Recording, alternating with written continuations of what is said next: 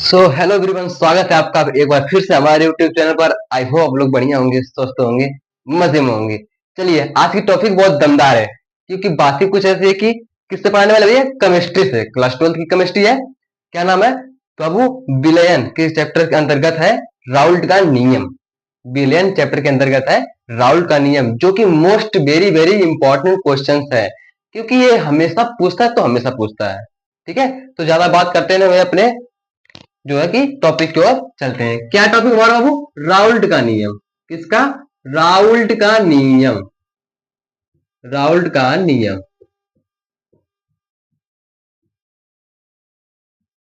चलिए, उससे जाने से पहले जान लेते हैं कि राउल्ट का नाम क्या था, पूरा नाम क्या था। तो बाबू उनका नाम था एफ एम राउल्ट। उनका नाम था एफ राउल्ट। ठीक है, उन्होंने इस नियम को कब दिया था बाबू? 1887 में दिया था। कब दिया था? 1887 में इस नियम को दिया था। किस नियम को? राउल्ट के नियम को। अब देखते हैं राउल्ट के नियम की डिफिनेशन क्या है। इतना जान लिए, राउल्ट का नाम पूरा क्या था? F Raoult. उस नियम को कब दिए थे? 1887 में। चलिए, अब जानते हैं इसकी डिफिनेशन क्या है बाबू।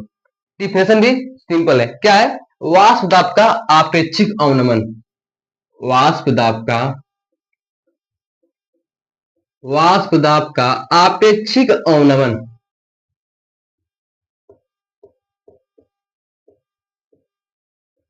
आपेक्षिक अवनमन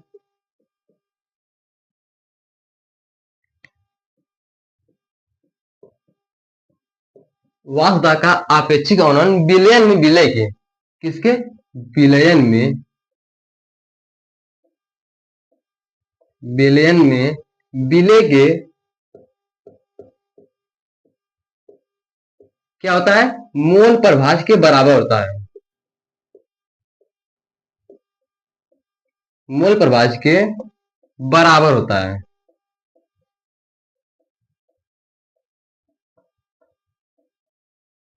बराबर होता है। अब मोल प्रभाज, अब उसमें टॉपिक आ गई, मोल प्रभाज क्या है? मोल प्रभाज क्या है? तो पीछे आप लोग को भी पढ़ाए थे मोल प्रभाज क्या है, तो उसे देख लीजिएगा। ठीक है, मोल प्रभाज विलयन के अंतर्गत था। जो नॉर्मलता पढ़ाए थे वहां पर मोललता मोलरता, उसी के अंतर्गत मिलेगा आप लोग को। चलिए, ठीक है, यहाँ तक तो बात क्लियर है। अब जान लेते हैं कि आगे क्या। देखिए, यदि समान ताप पर शुद्ध विलायक, इसको भी लिखना जरूरी है। यदि समान ताप पर शुद्ध विलायक, शुद्ध विलायक और विलयन के वाष्प, और किसके बाबू? विलयन के। विलयन के वाष्प दाब क्या है? विलयन क्या है? क्रमशः पी नॉट और पीएस है। तो क्या है? पी नॉट और पीएस है। क्या? पी नॉट और पीएस। और विलयन में क्या बोल दिया?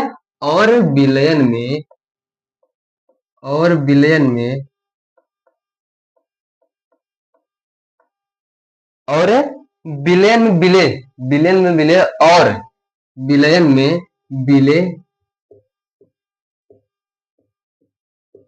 और विलायक। क्या है बाबू?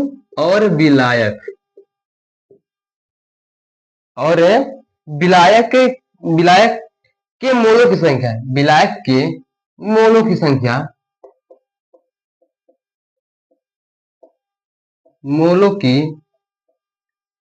संख्या क्रमशः, क्रमशः क्या है? एनबी वाई एन ए है। तो किसके अनुसार बाबू? राउल्ट के नियम अनुसार। राउल्ट के नियमानुसार।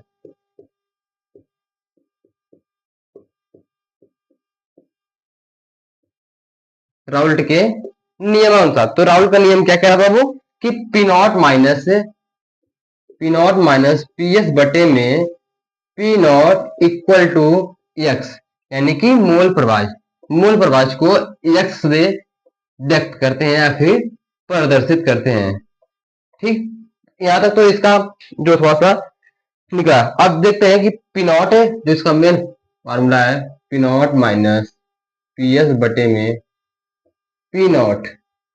ठीक है, यहां तक तो इक्वल टू किसके बराबर हुआ है, एन बी बटे में N B plus N A इसके बराबर है। ठीक, यहाँ पर एन बी नहीं एन ए।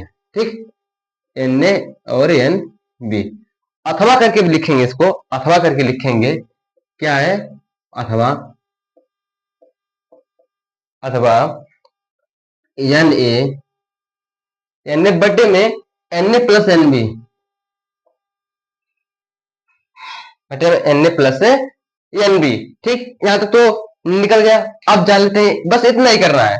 करना क्या है, इतना ही करना है आप लोग को बोर्ड एग्जाम में, क्योंकि ये हमेशा क्वेश्चन पूछता है तो पूछता है। बस इतना कर लेंगे तो आपको क्या है, 5 नंबर बन गया। ठीक, यहां तक तो है। अब जान लेते हैं कि आगे क्या कह रहा है। चलिए देखते हैं आगे क्या बोल रहा है।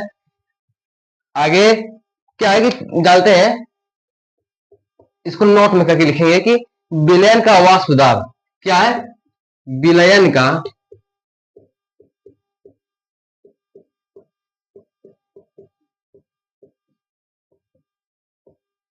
का वाष्प दाब